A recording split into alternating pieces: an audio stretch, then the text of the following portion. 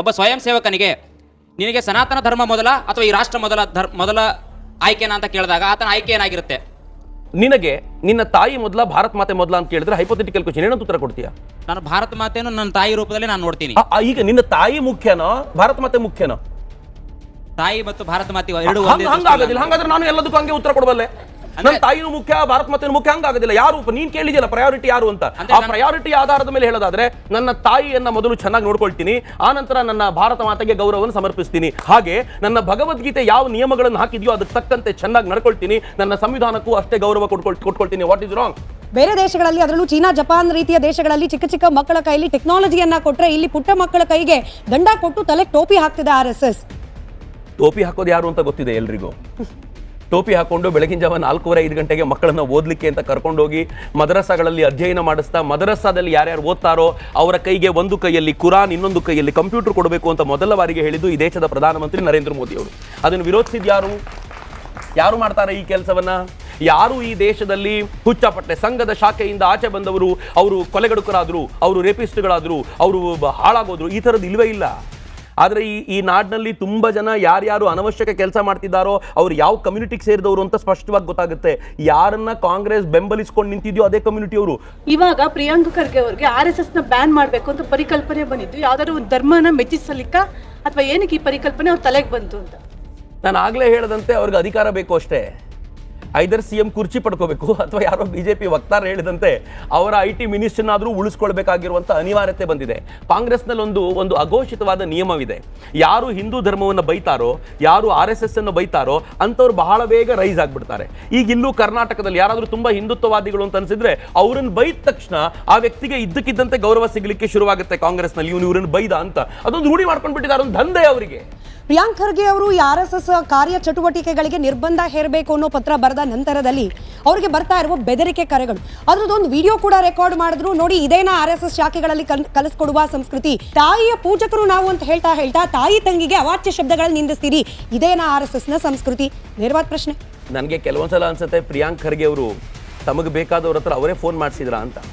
ನಂಗೆ ಡೌಟ್ ಇದೆ, ಭಾಳ ಡೌಟ್ ಇದೆ. ಯಾಕೆಂತಂದ್ರೆ ಇವರ ಟೆಂಟ್ಯಾಕಲ್ಸು ಬರೀ ಭಾರತದಲ್ಲಿ ಮಾತ್ರ ಇಲ್ಲ, ದುಬೈಯಲ್ಲೂ ಇದೆ, ಕತಾರ್ನಲ್ಲೂ ಇದೆ, ಎಲ್ಲ ಕಡೆಯಿಂದ. ನಂದು ಒಂದೇ ಒಂದು ಪ್ರಶ್ನೆ, ನೀವು ಆರ್ಡಿನರಿ ಸಿಟಿಸನ್ ಅಲ್ಲ, ಯು ಆರ್ ನಾಟ್ ಅ ಚಕ್ರವರ್ತಿ ಸೂಲಿಬೆಲೆ. ನನಗೆ ಯಾರಾದರೂ ಫೋನ್ ಮಾಡಿದ್ರೆ ನಾನು ವಿಡಿಯೋ ರೆಕಾರ್ಡಿಂಗ್ ಮಾಡಿ ನಾನು ಮೀಡಿಯಾ ಕೊಡಬೇಕು, ನೋಡಿ ಹೆಂಗ್ ಕಾಲ್ ಮಾಡ್ತಿದ್ದಾರೆ, ಹೆದರಿಸ್ತಿದ್ದಾರೆ ಅಂತ. You are an IT minister sir. ನೀವು IT ಮಿನಿಸ್ಟ್ರು, ನೀವು ಆರ್ಡಿನರಿ ಬೇರೆ ಮಿನಿಸ್ಟ್ರು ಅಲ್ಲ. ನಿಮ್ಮ ಹತ್ರ ಎಲ್ಲ ಇರುತ್ತೆ. ನೀವು ಚಕ್ರವರ್ತಿ ಸೂಲಿಬೆಲೆಯ ಯೂಟ್ಯೂಬ್ ಚಾನೆಲ್ನ ಕ್ಲೋಸ್ ಮಾಡಲಿಕ್ಕೆ ಲೆಟರ್ ಹಾಕ್ಬೋದು, ನೀವು ನನ್ನ ಟ್ವಿಟರ್ ಹ್ಯಾಂಡಲ್ನ ಕ್ಲೋಸ್ ಮಾಡಿಸ್ಲಿಕ್ಕೆ ಲೆಟರ್ ಹಾಕ್ಬೋದು, ನೀವು ಅನೇಕರ FB ಪೋಸ್ಟ್ಗಳನ್ನ ಅಥವಾ ಅವ್ರ FB ಅಕೌಂಟನ್ನು ಕ್ಲೋಸ್ ಮಾಡಿಸ್ಲಿಕ್ಕೆ ಮಾಡ್ಬೋದು. ನಿಮ್ಗೊಂದು ಫೋನ್ ಯಾರು ಮಾಡ್ತಿದ್ದಾರೆ ಅಂತ ಹುಡುಕ್ಲಿಕ್ಕೆ ಆಗ್ತಿಲ್ವಾ? ಸರ್ಕಾರ ನಿಮ್ದೇ ಸರ್. ಇಲ್ಲಿ BJP ಸರ್ಕಾರ ಇದ್ದಿದ್ರೆ ಇವತ್ತು ನೀವು BJP ಕಂಪ್ಲೇಂಟ್ ಆದ್ರೂ ಕೊಡ್ಬೋದಾಗಿತ್ತು. ನಿಮ್ದೇ ಸರ್ಕಾರ ಇದೆ. ಯಾರು ಫೋನ್ ಮಾಡಿದ್ನೋ ಕರ್ಕೊಂಡು ಬರಲ್ಲ, ಅವ್ನು ಮುಂದೆ ನಿಲ್ಸಿರಲ್ಲ, ಯಾರು ಮಾತನಾಡಿದ್ದಿನ ಅಂತ ಕೇಳ್ರಲ್ಲ. ಈ ಪ್ರಶ್ನೆ ಇಲ್ಲ ಅವರಿಗೆ. ಅವ್ರಿಗಿರೋದು ಏನು ಅಂತಂದ್ರೆ ಈ ತರದೊಂದು ಗೂಬೆನ್ ಕೂರಿಸ್ಕೋಬೇಕು ಅಂತ ರೂಢಿ ಆಗೋಗಿದೆ ಅವರಿಗೆ. ಬಟ್ ಇದಕ್ಕೂ ಉತ್ತರ ಕೊಟ್ಟಿದ್ದಾರೆ. ನಾನು ಕಂಪ್ಲೇಂಟ್ ಕೊಟ್ರೆ ಒಬ್ಬ ವ್ಯಕ್ತಿ ಸಿಗಾಕೊಳ್ತಾನೆ, ಆತನಿಗೆ ಶಿಕ್ಷೆ ಆಗುತ್ತೆ. ನನಗೆ ಶಿಕ್ಷೆ ಒಬ್ಬ ವ್ಯಕ್ತಿ ಕೊಡಿಸೋ ಉದ್ದೇಶ ಇಲ್ಲ, ಮನಸ್ಥಿತಿಯನ್ನ. ಅವ್ರದೇ ಮಾತು ಸರ್, ಜನಕ್ಕೆ ನಗು ಬಂದ್ರೆ I can't help. Priyank Kharge ಅವ್ರದೇ ಹೇಳಿಕೆ ಇದು. ಅಲ್ಲ, ಜನ ನಕ್ಕು ಏನು ಅಂತ ಅರ್ಥ ಮಾಡಿಸಿದ್ರಲ್ಲ. ಪ್ರಿಯಾಂಕ್ ಖರ್ಗೆ ಇವತ್ತು ಕರ್ನಾಟಕದಲ್ಲಿ ಲಾಫಿಂಗ್ ಸ್ಟಾಕ್. ನಾನು ಉತ್ತರ ಕೂಡ ಕೊಡೋದಿಲ್ಲ ಪ್ರಿಯಾಂಕ್ ಖರ್ಗೆಗೆ. ಯಾಕೆ ಅಂತಂದ್ರೆ ಒಂದು ಲಾಫಿಂಗ್ ಸ್ಟಾಕ್. ಅವ್ರು ನಾನೇ ಹೇಳ್ತೀನಲ್ಲ, ಆಯ್ತು ನೀನು ನನ್ಗೆ ಉತ್ತರ ಕಳಿಸ್ಬೇಕು ಅಂತ ಒಂದು ಭಾಷಣದಲ್ಲಿ ನಾನು ಮಾತನಾಡ್ತಾ ಇರಬೇಕಾದ್ರೆ ಅಯೋಗ್ಯ ಅಂತ ಪದ ಬಳಸಿದೆ. ESI ಹಾಸ್ಪಿಟಲ್ ಕಲಬುರಗಿಯಲ್ಲಿ ಏನಿದೆ ಅದನ್ನ ನೀವು ಟಾಪ್ ವ್ಯೂ ನೋಡಿದ್ರೆ ಖರ್ಗೆ ಅಂತ ಕಾಣುತ್ತೆ. ಯಾರ ದುಡ್ಡಲ್ಲಿ ಕಟ್ಟಿರೋದು? ಸರ್ಕಾರದ ದುಡ್ಡಲ್ಲಿ, ಜನರ ದುಡ್ಡಲ್ಲಿ, ನಾವು ಕಟ್ಟಿರುವಂತ ತೆರಿಗೆಯ ದುಡ್ಡಿನಲ್ಲಿ ತಮ್ಮ ಹೆಸರು, ಫ್ಯಾಮಿಲಿ ಹೆಸರು ಉಳಿಸ್ಕೊಳ್ಳಿಕ್ಕೆ ಖರ್ಗೆ ಅಂತ ಕಾಣುವಂತೆ ಮಾಡಿದ್ದಾರೆ. ನಾನು ಹೇಳಿದೆ ಎಂತೆಂತ ಅಯೋಗ್ಯ ಜನ ಇರ್ತಾರಪ್ಪ ಅಂತ. You know what he did? ತನ್ನ ಕಾಂಗ್ರೆಸ್ನ ವ್ಯಕ್ತಿಗಳನ್ನ ಬಳಸಿಕೊಂಡು ನನ್ನ ಮೇಲೆ ಅಟ್ರಾಸಿಟಿ ಕೇಸ್ ಹಾಕಿದ್ರು ಮಿನಿಸ್ಟರು. ಅಟ್ರಾಸಿಟಿ ಕೇಸ್ ಹಾಕಿ ಕೋರ್ಟ್ಗೆ ಹೇಳಿದ್ರು ಐ ಸ್ಪೆಂಡ್ 1 lakh rupees. ನಾನು ಸುಪ್ರೀಂ ಕೋರ್ಟ್ ವರೆಗೂ ಹೋಗಿ ಆ ಸುಪ್ರೀಂ ಕೋರ್ಟ್ ಛೀಮಾರಿ ಹಾಕ್ಬೇಕಾಗಿ ಬಂತು. ಇಂಥ ಕೇಸ್ ತಗೊಂಡು ಬರ್ತೀರಾ, ನಾಚಿಕೆ ಆಗೋದಿಲ್ವಾ ಅಂತ ಬೈದು ನನಗೆ ಹೇಳ್ತು ನೀನು ಅಯೋಗ್ಯ ಅಂತ ಹೇಳ್ಬೋದು ಇನ್ಮೇಲೆ ಅಂತ. ನಾನು ಬಾಬಾ ಸಾಹೇಬರನ್ನ ಸ್ವಲ್ಪ ವಿಶೇಷವಾಗಿ ಓದ್ಕೊಂಡಿದ್ದೀನಿ. ಬಾಬಾ ಸಾಹೇಬರನ್ನ ಓದುವಾಗೆಲ್ಲ ಬಾಬಾ ಸಾಹೇಬರು ಸಂವಿಧಾನ ರಚನೆ ಮಾಡಿ ಕೊಟ್ಟರಲ್ಲ, ರಚನೆ ಮಾಡಿ ಕೊಟ್ಟ ನಂತರ ಸಂವಿಧಾನ ಕೊಟ್ಟ ನಂತರ ಕೊನೆಯದೊಂದು ಭಾಷಣ ಇದೆ ಅವರದ್ದು. ಆ ಭಾಷಣದಲ್ಲಿ ಅವ್ರು ಹೇಳ್ತಾರೆ, ಯಾವುದೇ ಪುಸ್ತಕ ಸ್ವತಃ ತಾನೇ ಒಳ್ಳೇದಾಗಿರಲ್ಲ, ತಾನೇ ಕೆಟ್ಟದ್ದು ಆಗಿರಲ್ಲ. ಅದನ್ನು ಆಚರಣೆ ಮಾಡುವವನು ಯಾರು ಅನ್ನೋದ್ರ ಮೇಲೆ ಆ ಪುಸ್ತಕ ಹೇಗಿರುತ್ತೆ ಅಂತ ನಿಶ್ಚಯವಾಗುತ್ತೆ. ಇವತ್ತು ಒಳ್ಳೆ ಪುಸ್ತಕ ಕೊಟ್ಟಿರೋದು ಕೆಟ್ಟವ್ರ ಕೈಗೆ ಹೋದ್ರೆ ನಾಳೆ ಕೆಟ್ಟದ್ದು ಅನ್ನಿಸ್ಕೊಳ್ಬೋದು.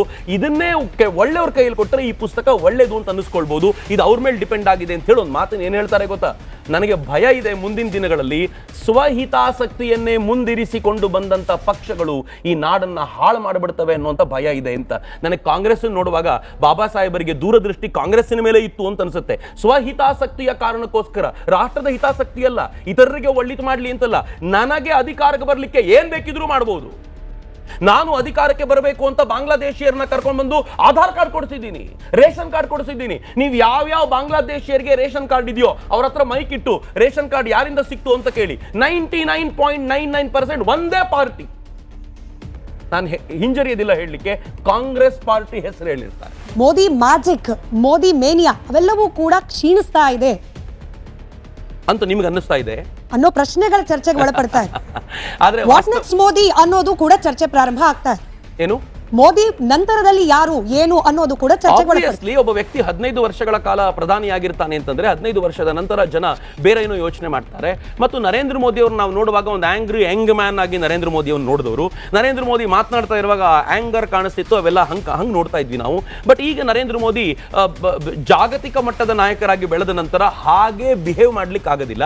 ಅವರು ಬೇರೆ ಬೇರೆ ದಿಕ್ಕಲ್ಲಿ 108 ಕೆಲಸಗಳನ್ನ ಮಾಡ್ತಾ ಇದ್ರು. ಜಾಗತಿಕ ವಿಚಾರ ಬಂದಾಗ ಅವರೊಂದು ಕೂಲ್ ಹೆಡೆಡ್ ಆಗಿ ಅವ್ರೇನ್ ಹ್ಯಾಂಡಲ್ ಮಾಡದಂತೆ ಕಾಣ್ತಾರೆ. ಆ ಕಾರಣಕ್ಕೋಸ್ಕರ ಬಹಳ ಜನ ಹಾಟ್ ಬ್ಲಡೆಡ್ ಹುಡುಗರಿಗೆ ನರೇಂದ್ರ ಮೋದಿ ನಂತರ ಮತ್ತೊಬ್ಬ ಸ್ಟ್ರಾಂಗ್ ಪರ್ಸನಾಲಿಟಿ ಬೇಕು ಅಂತ ಅನಿಸಿದ್ದಿರಬಹುದು. ಆದ್ರೆ ಈ ದೇಶದ ಕಾಮನ್ ಮ್ಯಾನ್ ಇವತ್ತಿಗೂ ಕೂಡ ನರೇಂದ್ರ ಮೋದಿ ಅವರನ್ನ ದೇವರು ಅಂತ ಭಾವಿಸ್ತಾನೆ. ಇನ್ನೂ ಇದ್ರೆ, ಈಗ ನನ್ನನ್ನೇ ಕೇಳಿದ್ರೆ ಪ್ರಾಬಬ್ಲಿ ಕಳೆದ 1 ವರ್ಷದ ವೇಳೆಗೆ ನಾನು 15 ಆದ್ಮೇಲೆ ನರೇಂದ್ರ ಮೋದಿ ಬಿಟ್ಕೊಡ್ಬೋದು ಅನ್ನೋ ಭಾವನೆಯಲ್ಲಿದ್ದೆ. ಬಟ್ ಈಗ ಕೇಳಿದ್ರೆ ಇನ್ನು 10 ವರ್ಷ ನರೇಂದ್ರ ಮೋದಿ ಇರಬೇಕು ಅಂತ ಅನ್ಸುತ್ತೆ. ಬಿಕಾಸ್ ಆಪರೇಷನ್ ಸಿಂಧೂರ್ನ ಮನುಷ್ಯ ಹ್ಯಾಂಡಲ್ ಮಾಡಿದ ಸ್ಟೈಲ್ ನೋಡಿದ್ರೆ ಪಾಕಿಸ್ತಾನ ಚೂರ್ ಚೂರ್ ಆಗುವವರೆಗೂ, ಚೀನಾ ತೆಪ್ಪಗೆ ಬಿದ್ದಿರೋವರೆಗೂ ನರೇಂದ್ರ ಮೋದಿ ಭಾರತವನ್ನ ಲೀಡ್ ಮಾಡಬೇಕು ಅಂತ ಅನ್ಸುತ್ತೆ. ನನಗೊಬ್ಬನಿಗೆ ಮಾತ್ರ ಅಲ್ಲ, ಯಾವ ಜೆನ್ಜಿ ಬಗ್ಗೆ ನಾವು ಮಾತನಾಡ್ತಿದ್ವೋ ಆ ಜೆನ್ಜಿ ಹಿಂಗೆ ಹೇಳುತ್ತೆ. ಒಂದು ಸೆಕ್ಯುಲರ್ ರಾಷ್ಟ್ರವಾದ ಭಾರತಕ್ಕೆ ಒಬ್ಬ ಖಟ್ಟರ್ ಹಿಂದುತ್ವವಾದಿ ಯೋಗಿ ಪ್ರಧಾನಿ ಆಗ್ಲಿಕ್ಕೆ ಸಾಧ್ಯವಾ ಅಂತ ಹೇಳಿ ನನಗೆ ಗೊತ್ತು. ಬಹಳ ದೂರದ ಪ್ರಶ್ನೆ ಕೇಳ್ತಿದ್ದೀನಿ, ಬಟ್ ಸ್ಟಿಲ್ ಚರ್ಚೆಯಲ್ಲಿ ಇರೋದ್ರಿಂದ. ಬಟ್ ಒಂದೇ ಒಂದು ಏನು ಅಂತಂದ್ರೆ, ಯೋಗಿ ಆದ ನಂತರ ನೀವು ಹೇಳ್ತೀರಾ ಮೋದಿ ವಾಸ್ ಗುಡ್. ಇವತ್ತು ಯಾರ್ಯಾರು ಮೋದಿ ಸರಿ ಇಲ್ಲ ಅಂತ ಮಾತನಾಡ್ತಿದ್ದಾರೋ, ಮೋದಿ ಕಟ್ಟರಾದ್ರು ಅಂತ ಮಾತಾಡ್ತಿದ್ದಾರೋ, ಯೋಗಿ ಬಂದು ಕೂತ ತಕ್ಷಣ ಮೋದಿ ದೇವರಂತವರಾಗಿದ್ರು ಅಂತ 100% ಹೇಳ್ತಾರೆ. ಅಟಲ್ ಬಿಹಾರಿ ವಾಜಪೇಯಿ ಅವ್ರನ್ನ ಎಲ್ಲರೂ ಬೈತಾ ಇದ್ರು. ಆದ್ರೆ ಮೋದಿ ಬಂದ್ಮೇಲೆ ಅಟಲ್ ಬಿಹಾರಿ ವಾಜಪೇಯಿ ಎಂಥ ದೇವರಂತವರಪ್ಪ, ಈ ಮನುಷ್ಯ ಹೆಂಗಿದ್ದಾನೆ ಅಂತಾರೆ. ಇನ್ನು ಸ್ವಲ್ಪ ದಿನ ಬಹಳ ದೂರ ಇಲ್ಲ, ಯೋಗಿ ಬಂದು ಕೂತ ತಕ್ಷಣ ಹಿಂಗೆ ಹೇಳಲಿಕ್ಕೆ ಶುರು ಮಾಡ್ತಾರೆ. ಮತ್ತು ಆ ದಿನ ಬಹಳ ದೂರ ಇಲ್ಲ, ಬಂದೇ ಬರುತ್ತೆ. ಪ್ರತಿ ಬಾರಿ ರಾಜ್ಯದಲ್ಲಾಗ್ಲಿ ದೇಶದ ಚುನಾವಣೆಯಲ್ಲಾಗ್ಲಿ ನಿಮ್ಮ ಹೆಸರು ಬರ್ತಾನೆ ಇರುತ್ತೆ. ಚುನಾವಣೆಗೆ ಮಾಧ್ಯಮದಲ್ಲಿ ಚುನಾವಣೆಗೆ ಚಕ್ರವರ್ತಿ ಸುಲಿಬೆಲೆ ಅವರು ಸ್ಪರ್ಧಿಸ್ತಾರೆ ಅಂತ. ಅದು ನಿಜ ಆಗೋದು ಯಾವಾಗ ಅಣ್ಣ? ಏನಂತಂದ್ರೆ, ಚುನಾವಣೆ is all together a different ಕೆಲಸ ಕಣಮ.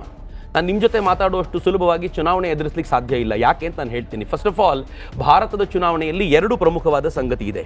ಒಂದು ಜಾತಿ, ಎರಡನೇ ದುಡ್ಡು. ಅಫ್ಕೋರ್ಸ್ ದುಡ್ಡಿಲ್ಲ, ಅದು ಗೊತ್ತಾಗುತ್ತೆ. ಚಕ್ರವರ್ತಿ ಹತ್ರ 100 ಕೋಟಿ ರೂಪಾಯಿ ಖರ್ಚು ಮಾಡಲಿಕ್ಕೆ ಸಾಧ್ಯ ಇಲ್ಲ. ಹಿಂಗಾಗಿ ಎಲೆಕ್ಷನ್ ಎದುರಿಸೋದು ಕಷ್ಟ. ಎರಡನೇ ಪ್ರಾಬ್ಲಮ್ ಏನಿದೆ ಗೊತ್ತಾ, ನಾನು ಹೋದ ತಕ್ಷಣ ಮೊದಲು ಕೇಳದೆ ನಿಮ್ಮ ಜಾತಿ ಯಾವುದು ಅಂತ. ಈಗ ನೀ ಹೇಳಿದ್ಯಲ್ಲಪ್ಪ ನನ್ನ ಜಾತಿ ಬ್ರಾಹ್ಮಣ ಅಂತ ಏನೋ ಹೇಳಿದೆ, ಸರಿ. ಈಗ ನನ್ನನ್ನು ಕೇಳೋದು ಏನು ಗೊತ್ತಾ, ನಿನ್ನ ಜಾತಿ ಯಾವುದು ಅಂತ ಫಸ್ಟ್ ಕೇಳ್ತಾರೆ. ಇಂಟ್ರೆಸ್ಟಿಂಗ್ಲಿ, ನಾನು ಕಳೆದ 25 ವರ್ಷಗಳಿಂದ ಸೋಷಿಯಲ್ ಆಕ್ಟಿವಿಟೀಸ್ನಲ್ಲಿದ್ದೀನಿ, ಸಮಾಜದ ನಡುವೆ ಇದ್ದೀನಿ. ನನ್ನ ಜಾತಿ ಯಾವುದು ಅಂತ ಇವತ್ತಿಗೂ ಸಮಾಜಕ್ಕೆ ಗೊತ್ತಿಲ್ಲ. ಅವ್ರು ಹೇಳ್ತಾರೆ ನೀವು ಇಂಥ ಜಾತಿಯವ್ರನ್ನ, ಇಲ್ಲ ಅಂತ ಹೇಳೋದಿಲ್ಲ. ಯಾಕೆ ಇಲ್ಲ ಅಂತ ಹೇಳೋದಿಲ್ಲ ಅಂತಂದ್ರೆ, ಇಲ್ಲ ಅಂತಂದ್ರೆ ನಾನು ಆ ಜಾತಿಗೆ ಅವಮಾನ ಮಾಡಿದಂತ. ನಾನು ಯಾಕೆ ಇಲ್ಲ ಅನ್ಬೇಕು? ನೀವು ಯಾವ ಜಾತಿ ಆದ್ರೂ ಹೇಳಿ, ನೀ ಇಲ್ಲಿರುವಂತ ಜನಾಂಗದವ್ರು ಯಾರಾದ್ರೂ ಬಂದು ನೀವು ನಮ್ಮ ಜಾತಿಯವರು ಅಂತ ಕೇಳಿದ್ರೆ ಐ ಆಮ್ ವೆರಿ ಪ್ರೌಡ್, ಹೌದು ಅಂತ.